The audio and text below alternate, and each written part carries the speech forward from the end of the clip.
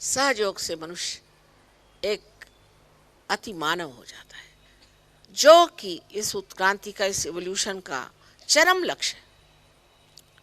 उसको पाते ही आप अंदर एक नई अनुभूति को जानते हैं। जब हम वेद कहते हैं तो वेद शब्द का भी मतलब था विद। विद का मतलब होता है जो आप अपने सेंट्रल नर्वस सिस्टम में, अपनी मज्जा संस्था जो है उस पे जाने। जो बोध आपको सेंट्रल नर्वस सिस्टम में हो सकता है वो विद है। और जिसे हम बोध कहते हैं, जैसे कि नामदेव साहब ने कहा बोधाची भरी न परड़ी बोधाची, बोध की मैं टोकरी भरूंगा। ये बोध भी वही चीज है। ये नहीं कि बुद्धि का काम जहां पढ़ पढ़ के पढ़त मूर्ख हो गए। कबीर ने कहा है पढ़ी पढ़ी पंडित मूर्ख भये। मेरे पहले समझ नहीं आता था कि पढ़ के कैसे मूर्ख हो गए। अब समझ में आया कि असल में इनके पास में वो सत्सद विवेक बुद्धि नहीं है, सारासार विचार ही नहीं है कि चीज अच्छी है कि बुरी है। तो सभी चीज खाने लग गए, सर में जाने लग गया, इसलिए वो पढ़त मूर्ख हो जाते। ये बुद्धि के परे जो चीज हमारे अंदर है, जिसे कि हम आत्मा कहते हैं, ये महान सत्य है कि आप शुद्ध आत्मा हैं। यही महान सत्य है और ये सिद्ध होना चाहिए। और सिद्ध करना मेरे हाथ में नहीं, आपके हाथ में। अगर कोई हिटलर आके मुझसे कहे कि मुझे आप साक्षात्कार दीजिए, तो मैं कहूंगी भैया अभी तो 100 कम से कम जन्म और ले।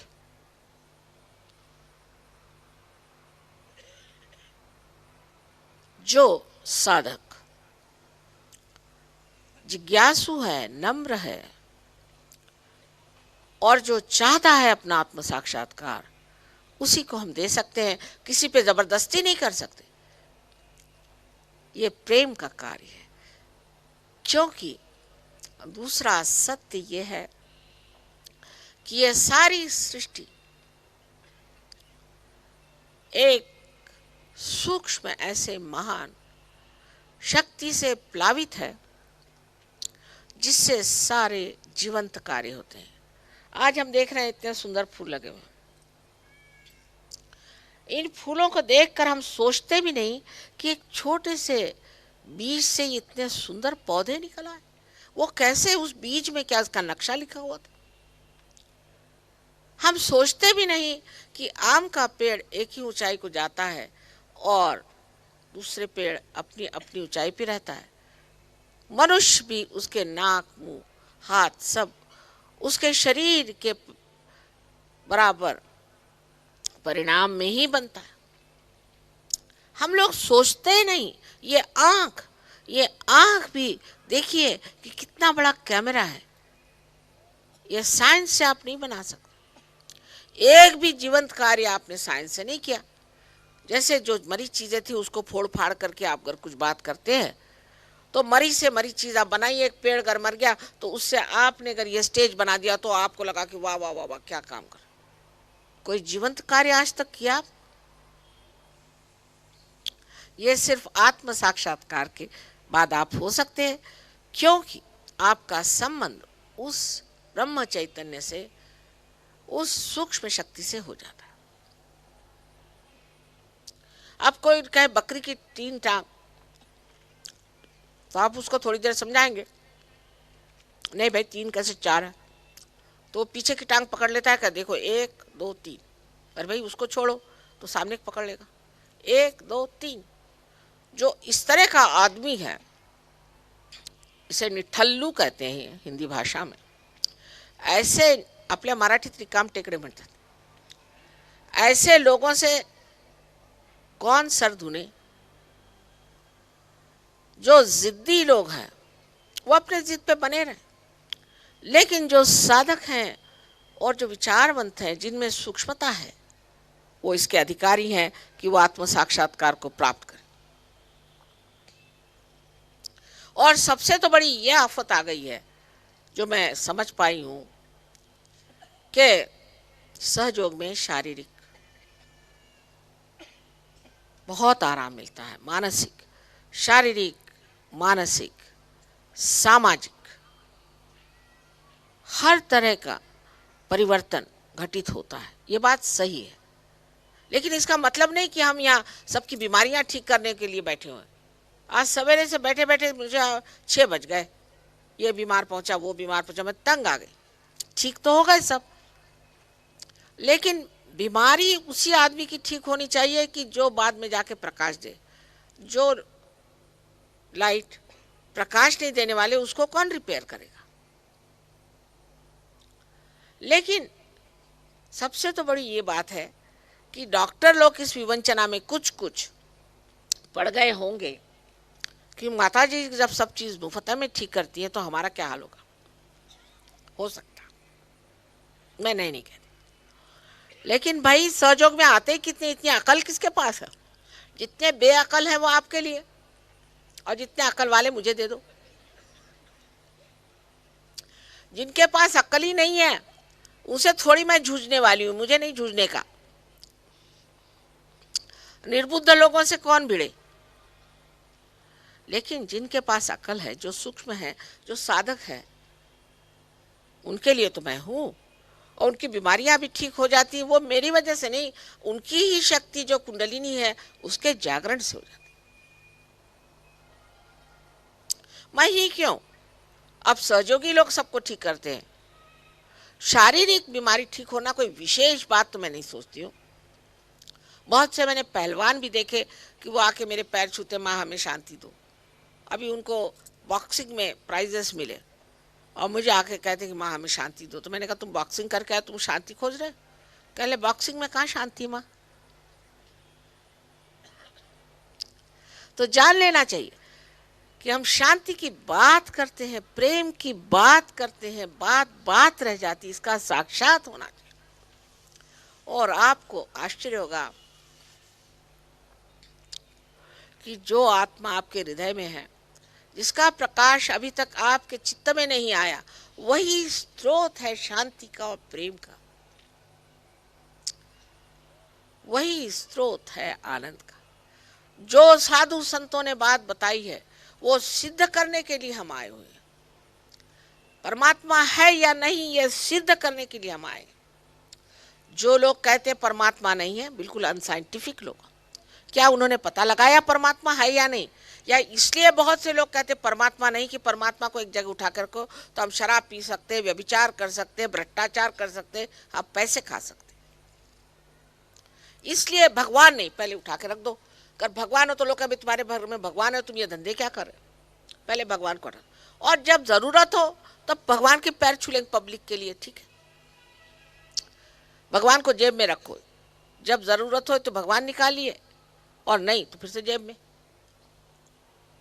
ऐसे ढोंगी और दाम्भिक लोगों के लिए सहयोग नहीं,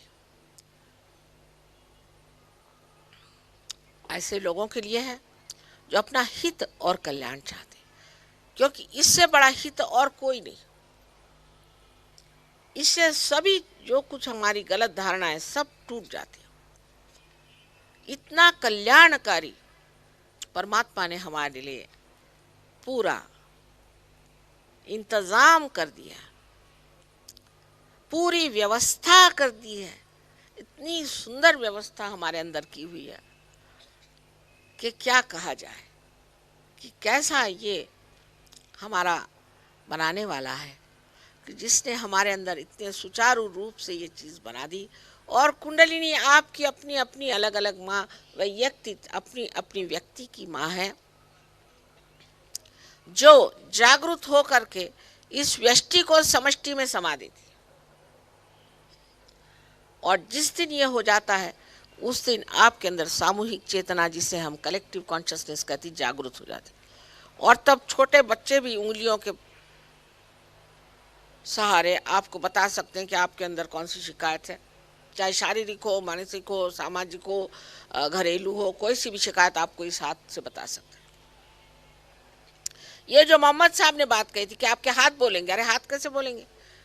आपकी उंगलियां और ये 5 और 6 और ये 7 चक्र है। इसको आपको पाना है, क्योंकि ये आपके हित के लिए, आपके बच्चों के हित के लिए, आपके शहर के हित के लिए, समाज के हित के लिए, और भारतवर्ष के ही नहीं किंतु सारे संसार के हित के लिए ये चीज। लेकिन समझदारी बहुत जरूरी। अब सबसे तो कमाल मुझे लगता है, सबके अनुभव देखते देखते, कि ये पूना नगरी है, इसको पुण्यपट्टनम कहा जाता है। तो मैंने सोचा कि इस पुण्यपट्टनम में ही घर बनाओ, यहाँ रहो। जिस दिन से हमने यहाँ पैर रखा है, न जाने कहाँ से सब तरह के भूत खड़े हो गए और बेकार ही में परेशान करे दे रहे हैं। न जाने इस पुण्य नगरी में कितने तरह के भूत बस गए। लेकिन मैं जानती हूँ कि सबका एक एक दिन बस्ता उठने वाला। एक तो बड़ा भारी चला ही गया यहाँ से, और भी चले जाएगा, इसकी मुझे चिंता नहीं। लेकिन इस पुण्य भूमि में अजीब अजीब तरह के लोग दिखाई देते हैं। आप पुणे के रहने वाले हैं तो आपसे कहने में कोई हर्ज नहीं कि एक तो मैंने लोग देखे कि वो कहते हैं हम भगवान में विश्वास ही नहीं करते। मैं कहती हूँ कमाल है आप भगवान में विश्वास नहीं करते, क्यों?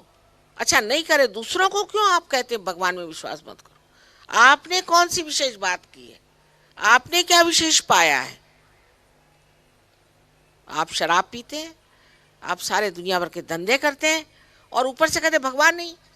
अगर आप कहें भगवान नहीं तो आप कोई ऐसे उज्जवल चरित्र के मनुष्य हैं? जितने भी उज्जवल चरित्र के मनुष्य इस दुनिया में हुए, महात्मा गांधी थे, उन्होंने कभी नहीं कहा वो नहीं है। किसी साधु संतों ने नहीं कहा। आप कौन बड़े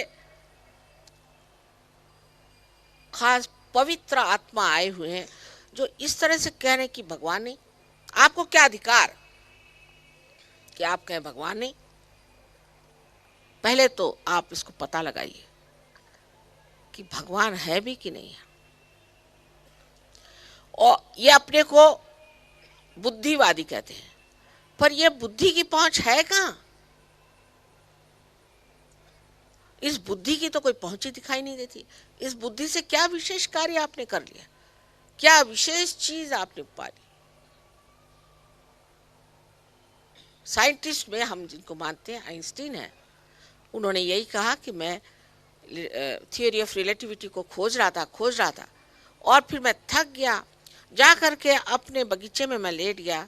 उस वक्त मेरे समझ में नहीं आ रहा था क्या करूं, तो साबुन के बबूले निकालते निकालते एकदम न जाने कहां से, न जाने फ्रॉम सम अननोन, साफ साफ उन्होंने, क्योंकि नम्र थे, ये थियोरी ऑफ रिलेटिविटी मेरे सामने आके खड़ी हो गई। जब इतने बड़े बड़े साइंटिस्ट ऐसी बातें करते हैं तो ये टुटपुंजे लोग जिनकी कहीं गिनती नहीं, ये कहते हैं भगवान नहीं। चलो एक बात ये भी गई, लेकिन दूसरे हैं वो पाश्चिमात्य हो गए। मैंने औरतों के बाल कटा दो, स्लीवलेस पहन लो, चश्मे लगाओ, और लड़कों के भी कपड़े बिल्कुल पाश्चिमात्य लोगों जैसे पहनाओ, और उस तरह के गाने गाओ, वैसे डांस करो, ये करो। तो सोचा हमारी बड़ी प्रगति हो गई। अरे भाई, उन देशों में ठीक है जहाँ बहुत ज़्यादा कपड़े बनते हैं, वहाँ की मशीनें चलती रहती, हर समय कपड़े बनते हैं, तो हर साल बदलते रहते हैं। अरे आपके देश में कहाँ इतने कपड़े हैं? फिर वो आउट ऑफ डेट हो जाता है, फिर आप क्या करिएगा? यहाँ लोगों के पास कपड़े नहीं है,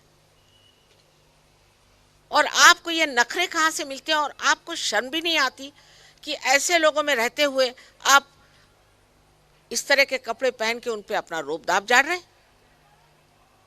औरतें यहाँ पूना में सबसे ज्यादा बाल कटी औरतें, मेरे को बड़ा आश्चर्य होता है। और वो जाना, और वो वहाँ ब्यूटी पार्लर में जाना, और शक्लें सबकी एक जैसी, बाल भी एक जैसे। तो मैंने पूछा भाई सबके बाल एक जैसे कर ले, आजकल यही फैशन है। मैंने कहा अच्छा, आजकल ये फैशन बाल यहाँ लाने के। मैंने कहा अच्छा सबके बाल यहाँ। फिर दूसरे फैशन हो गए यहाँ से काटने के, कट गया। कल हो जाएगा गंजा होने का तो वो भी हो जाएगा। आपकी अकल है या नहीं? आपके पास दिमाग है या नहीं? या जो चल गई फैशन उसमें आप डूबे जा रहे हैं, मेम साहब बने हुए। खासकर औरतों पे मुझे आश्चर्य होता है, औरतों पर, या तो वो अंधश्रद्धा में डूबी हुई है, मूर्खता में फंसी है, और इस तरह की प्रगति में फंसी हुई है जिसका कि कोई अर्थ ही नहीं लगता। अपनी संस्कृति की महानता, उसका वर्णन जितना भी किया जाए उतना कम है। जिसे संभाला वो इस देश की औरतें हैं जिन्होंने संभाला, आदमियों ने नहीं। अपना समाज आज भी बहुत उन्नत है, अपने समाज में आज भी कुटुंब व्यवस्था, आज भी हमारे आपसी रिश्तेदारी, आपसी प्रेम बहुत है।